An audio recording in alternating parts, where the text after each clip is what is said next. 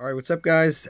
Today I'm bringing you my Rokket deck profile. The deck that it wasn't whether the deck was going to be good, it was when the deck was going to be good. We always knew it was going to be good one day because the effects, the text on most of the cards was just so good. It just needed, just a little bit to put everything together. And I think finally we have something going here. We can't quite play it pure, in this build at least. We are not playing it pure. We are playing it with, of course, the abusable and disgusting Guardragons that are probably going to get hit on the ban list, but let's enjoy them while we still have them, right? So let's get started. We play 3 copies of Rokket Tracer. Very cool card, very cool name. Probably the best card overall in the brand new structure deck. Okay, so this one, quick effect. You can target one face-up card you control, destroy it, and if you do, special summon one Rokket monster from your deck except Rokket Tracer. And then you can't special summon any monsters from your extra deck except Dark Monsters. So, 2 things on this card. Number 1, that card that's a really good effect because it triggers a lot of your other Rokket monsters. That's number 1. Number 2, it's a tuner. Number 3, you got to be careful when you use this because you might lock yourself out of your main combos and your main combo starters. So definitely wait till you're done with the full Guardragon combo and then go ahead and use this card. Just be very careful with that. You don't want to get locked out of your own most important win conditions. Number 2, great card to pop quite generally, is World Legacy Guardragon. We'll get to what this card does later, but I mean, might as well talk about it now. This card basically revives a level 4 or lower dragon monster from your graveyard and lets you move it over a zone if you need to. So definitely, this is the card you want to pop. It's not a -1. Once you've used both of this card's effect, it's basically useless to you. So you can pop it and get a free summon from the deck, which is really good. So that is Rokket Tracer. Probably the best card. Definitely max that one out. And then we've got, what is that? Absorb Router Dragon. This card's really cool. If you control a Rokket monster, you can special summon it for free. And then if, not when, but if this card is sent to the graveyard, you can add one Rokket monster from your deck to your hand. Also, beautiful, amazing extender. It's a level 7, which comes in handy with a few other effects.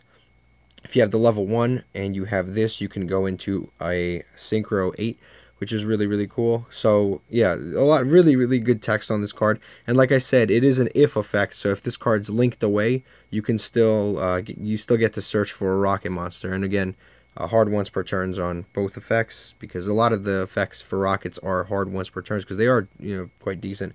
Next we've got Silver Rokket Dragon. So this card is one of the most nuts ones in the deck.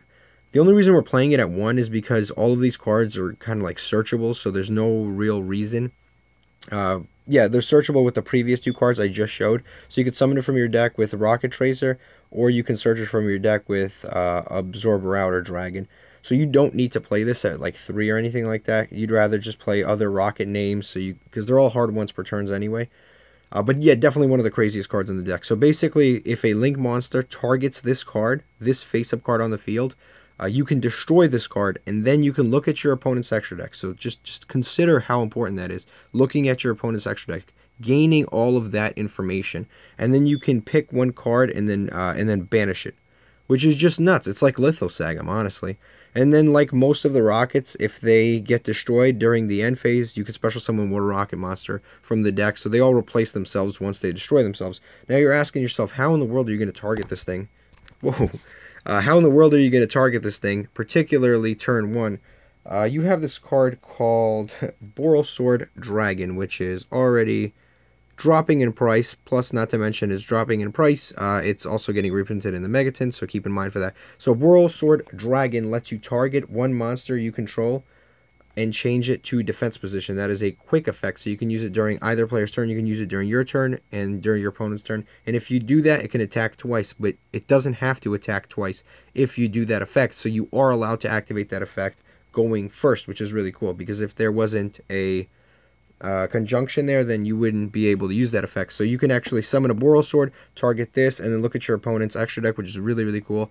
Particularly against certain matchups like Sky Strikers, it's actually really good in the mirror match too, because you can look at your opponent's extra deck and then pick out their LP, for example, or one of their main combo playmakers that maybe are at 1, which is really good. It's not a very good card against something like Subterrors or cards that don't really care about their extra deck, something like Altergeist.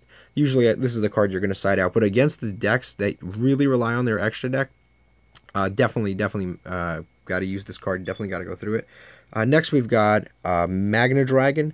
Again, I think this is a pretty decent effect too. If this card is same thing, when it's targeted by a Link monster effect, which again is like Borrelsword and Borreload, you can easily spit those out in those deck. You can destroy this card and then send one monster on the field to the graveyard. So this is like spot removal that doesn't target and sends to the grave. So it's non-targeting and non-destruction, which is super awesome. Sometimes you have problem cards, and this will help you get around it. We play it too because, you know, sometimes you really want to use this sometimes twice. This is more of a going second card you want to have around. But keep in mind, because the effects of Borreload and Borrelsword are quick effects, you can actually, like, you can, for example, during your turn, you can use Borrelsword. You can use the effect of Borrelsword, look, target this, activate this card's, yeah, you can target this card, and then this effect will activate, destroying itself, and look at your opponent's extra deck, pick out a card, and then during the end phase, since this was destroyed, you can special summon a Magna Rocket, and now during your opponent's turn, you can again, quick effect, activate the effect of Borrelsword, target this will destroy itself, and then it'll send a card to your opponent from your opponent's monster zone to the graveyard, which is like nuts. So this is actually a really good interruption card, and you can use it during your turn and during your opponent's turn when you have a Borrelsword or Borreload. Yeah, so really crazy card. A lot of synergy, very easy to make, very easy to go through this stuff. Awesome card. And of course, just like most of the Rokket monsters, during the end phase, if this card is destroyed, you can summon another Rokket monster. We play one auto Rokket Dragon. This card is kind of cool. Same idea here. If this card is targeted by a Link monster, you can destroy this card, and then you can target one spell and trap card. I'm sorry, not target. You can just send a spell and trap card from field to grave, which is cool. And then during the end phase, has the same effect to summon another one. Rokket Synchron. This one's a little bit different. When it's normal summon, you can target a level 5 or higher monster, dragon monster in your graveyard. It has to be a dark dragon monster. Where is he? Absolute Router Dragon fits that criteria. This is also a tuner. This is basically like a quick 2-card combo. It's like a 1-card Boral Savage Dragon. If you have this engraved, you normal summon this, bring this back, and you have Boral Savage Dragon. It's like a 1-card Boral Savage Dragon. It's really not bad. And it is searchable, just keep in mind, because you can, for example, link this away, search this, normal summon this, bring this back, and then make Boral Savage Dragon. It's like, so it's pretty, I think it's pretty decent. It's a cool little combo. I keep it at 1 because it's, you know, this isn't your customary normal summon. But sometimes, you know, duty calls, you got to do stuff. Yeah, you gotta do stuff sometimes. Then we play 1 copy of Metal Rokket Dragon. Same thing when it's targeted by a activated Link monster's effect. You can, let me focus the camera just a little bit here. Yeah, when it's targeted, you can basically destroy all the cards in this card's column, which is really cool. So usually you put it in a Link column and you destroy a medley of cards. Now we have all of our extenders. Gateway Dragon, if you control a Link monster. If your opponent controls a Link monster, you can special summon this card for free, and then you can special summon 1 also. In addition, you can special summon a level 4 or lower dark dragon monster from your hand, which is really cool because a lot of these monsters are level 4 or lower dark dragon monsters. And more extenders, Destrudo, obviously for synchro plays, free summons out of grave, good for guard dragon stuff. 1 copy of Tempest, again, very good. Once cards are in our graveyard, they don't really mean much to us, so banishing dragons in grave is like whatever. Omnidragon, Brotar again, just another extender. Defrag Dragon, yet another extender. This is very important to keep. World Chalice, Guardragon. Again, all of these cards that I'm showing you, just kind of, they're extenders. The only one that's not really an extender is, like, I'd say probably Brotar. You can summon off of Elpie, and that's usually a pretty good play. And same thing with, did I show it yet? I don't even know. I guess I didn't show it. Oh, yeah, it's coming up next. I'm sorry. Yeah, most of these are just extenders. World Chalice, Guardragon, you can basically when your monster is targeted, your link monster is targeted, you can, this is a hand trap, you discard it from your hand, and then you can negate that effect and destroy the card that targeted the monster. And then in addition to that, you can banish this from the graveyard and then summon a normal normal monster from your graveyard, which is, you know, half decent. And I'll show you which one that is. Next we play the Red Eyes Darkness Petal Dragon, usually the card you'll summon with LP. And here is like our main combo. We've got Soul Eating Oviraptor. We play 3 copies of Soul Eating Oviraptor. This card is key. Basically, you normal summon Soul Eating Oviraptor, or special summon, doesn't matter, but usually you'll normal summon Soul Eating Oviraptor. You will send a Carbon Adon to the graveyard. So that is key. You summon this, send this to grave. You activate this effect, banish this, and then summon Flameveil Guard. This is a dragon tuner, level 1, which is important, and obviously that fits those conditions. Then you will synchro summon into Ib the World Chalice Justicar, and you can search your World Legacy Guardragon from your deck, which is like such a simple, quick combo, but it is like your main combo starter, because then that lets you bring the Flameveil Guard back, and it lets you do all of these like crazy awesome, what is it called? Just general, what are they called? Guardragon plays, and then also if this card's sent to the graveyard, you know, you get more effects. So yeah, overall, it's just broken, because then you can get your card back, which is you can get the World Chalice Guardragon out of your deck. Like it's nuts. So definitely that is like the very quick engine. It's like a quick starter that gets you right into the middle of your Guardragons and lets you set up a crazy board turn 1. Next we've got for our spells. Let me move all the monsters out of the way. We play 3 copies of Quick Launch. This lets you basically, it's like unexpected die for this deck. It lets you special summon a rocket monster from your deck, and it can't attack, which is irrelevant because you're probably going to destroy it anyway. And then also it destroyed during the end phase, which if it lasts that long, it'll trigger its end phase effect anyway. Like no matter what you do, this is usually just a free summon no matter what you do. It's an awesome card. Next we play 3 copies of the World Legacy Guardragon. We want to draw this card as much as possible. Sometimes the Ib gets ashed. Sometimes you don't even want to go into the whole Ib play. You want to normal summon something else. You definitely want to have this card. It's basically like Monster Reborn for your entire, not your entire deck, but like I'd say like 50% of your main monsters, or probably even a little bit more than that. It is like a free Monster Reborn. So basically this card lets you target a level 4 lower dragon monster in your graveyard, and then you can add it to your hand or special summon it. Most of the time you will special summon it. And then once per turn, you can basically make one monster on your one dragon monster you control move in terms of their columns. You can move it a column, which is actually quite necessary when you're using the Guardragons. And again, this card is searchable. You have other decks, for example, like Blue Eyes and Red Eyes, where they utilize this card, but this card isn't searchable within their engine, so it's a little inconsistent, and it is very much searchable in this deck. Next we play 3 copies of Fossil Dig. We play 3 just so that increases the amount of copies of Oviraptor that we have in deck to 6, because this card basically searches a dinosaur from our deck.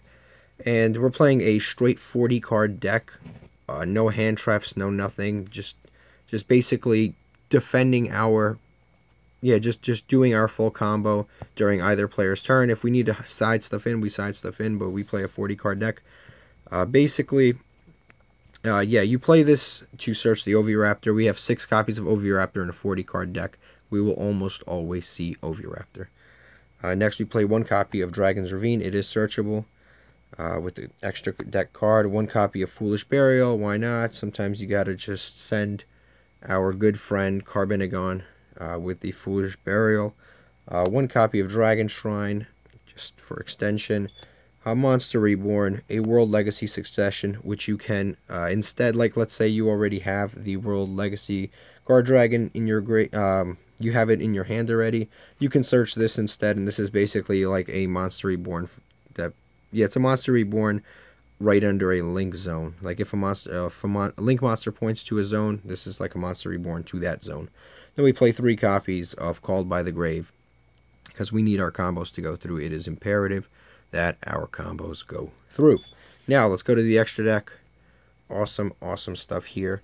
We play 1 copy of Ib, the World Chalice Justicar. Very abusable card. Basically, when this card is synchro summoned, you can add 1 World Legacy card from your deck to your hand, which is crazy because you can add the Guardragon card. I mean, the amount of cards that could go on like TCG Player or something, and just look up the amount of cards that you can search with this card. It's kind of nuts. But basically, yeah, it's super easy. It's a super generic synchro. All you need is a synchro 5. Very easy to summon with our quick like Oviraptor engine there. And then if this synchro summon card goes from field to grave, you can special summon World Chalice monster, which is that World Chalice Guardragon that I showed you earlier. It's like a free summon. It's a dragon. It goes into LP and Pisty and all of those cards, which is awesome. Next synchro, we play Borreload Savage Dragon, one of our quasi boss monsters in the deck. It's like a negate. It negates multiple turns. It has a ton of attack. Amazing card. 1 hot red Dragon Archfiend Abyss. Summon this off of Aggro Pain. It's a card negate on field. Usually this card was always very difficult to summon, so no one played it, but now it is not difficult to summon because it summons ignoring summoning conditions. Play 1 copy of Psyframe Lord Omega. Sometimes we want to mess with our opponent's hand and put them at a serious disadvantage, and then with the rockets just kind of finish off whatever this didn't take away from them. We finish off with the rockets. So the rockets are just unbearably amazing during our opponent's turn, you know, mixed with Borreload and borrelsword. But definitely, even this card makes the situation that much worse for our opponent. Play 1 for the this for the Guardragon engine. We play 1 copy of LP. This lets you summon from the deck. 2 link monsters point to the same zone. So I'll give you an example of what that looks like, just in case you don't know or you're maybe new. You see this pointer. When these pointers point to the same spot, basically you can summon a dragon from your deck to the field. It doesn't even, yeah, basically every dragon in our deck is basically summonable. Because of that. Very crazy. It lets you summon usually Red Eyes Darkness Metal Dragon, and then you bring back, and then you, with a Red Eyes Darkness Metal Dragon, you bring a monster back from the graveyard, and then you make the, you make the Pisty, and this lets you summon, like, let's say 2 monsters point to 1 spot, like right here. You can summon a monster from grave, a dragon monster from grave, so you summon the Red Eyes Darkness Metal Dragon again, and then you basically loop it again, and you summon again and again. We got the Guardragon Aggro Pain. This lets you summon from the extra deck. 1 copy of Heraldic Sphere of Heavenly Spheres, which is another interruption card. A Dragoonity Knight. What is that? Romulus, I'm sorry, I couldn't see it. 1 Triple Burst Dragon, basically just points down. You don't usually actually use the attacking effect, although sometimes you can definitely use that attacking effect. For sure. And then we've got the Yugioh History Dragon. This lets you, it's a draw. You get to mulligan your hand basically, and with the Guardragon combo, you end on all these useless like guard dragons you want to get rid of and get something useful. You quickly throw down a Yugioh and you mix your hand, and then you go for your other combos. We play 1 copy of Borreload Dragon, 1 copy of borrelsword Dragon. Remember, these are the 2 main enablers of all of our rocket monsters, and it lets us kind of interrupt our opponent and activate their effects during our turn also, especially the one that lets us take a card out of our opponent's extra deck, which is just nuts. Then we play 1 copy of Psyframe Lord Labamba. You can play any monster that points down twice. Like, that's all you need. It's basically just link zones that point down. That's the only reason we're playing this card. You can use Lamb for Lankus, you can use Beat Cop. There's a few different ones that you can use. If you're siding, for example, the Psyframe cards, I'd say this one is probably the most useful. So on paper, this one's the most useful. If you're, yeah, out of all of them, I'd say go for this one, but it's up to you. And then we play 1 copy of Apollosa, Bow of the Goddess, which is basically you summon it. Depending on the amount of monsters you summon it with, it gains 800 attack. So let's say you summon it with 3 monsters, has 2400 attack. If you summon it with If you summon it with 4 monsters, it has 3,200, and then this card can quick effect reduce its attack by 800, and then negate a monster effect, and that is not once per turn. So if you can summon this with maybe a borrelsword and a few, maybe like an aggro pain and our good friend Heavenly Spheres, you can usually win the duel, because you'll have so many negates and interruptions. Even a raw sphere mode won't be able to like undo it, because you have so many annoying monsters on your side of the field. Your opponent won't really be able to do anything about it. But that is it. Yeah, this deck is very impressive. I am having a great, enjoyable time playing it so far. Definitely recommend you guys get out and try it. Let me know if you guys would want to see like a combo video or something for this deck. There certainly are some easy combos, although I showed you most of them already. Like in terms of this explanation, I showed you most of the combos, the simple combos. But if you really want to see a combo video, just let me know. Thank you for watching, and don't forget to subscribe.